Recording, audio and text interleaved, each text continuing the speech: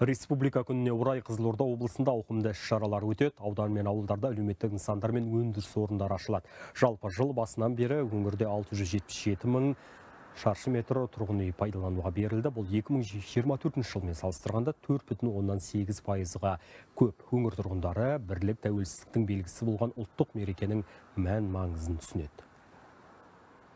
Республика күні мемлекеттілігіміздің іргетасы қаланған тарихи күн.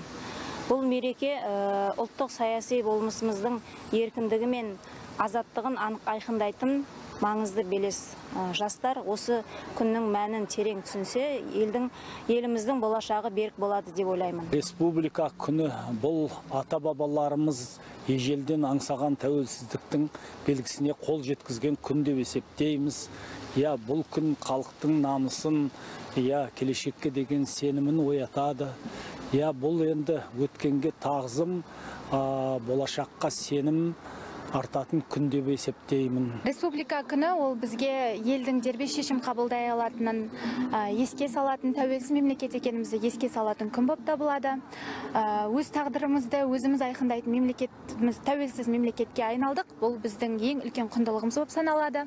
Бұл күн бізге жауапкершіліктің, бірліктің, татулықтың қажет екенін ұғындырады. Республика күні ең біздің басты құндылықтарымыздың бірі деп санаймын.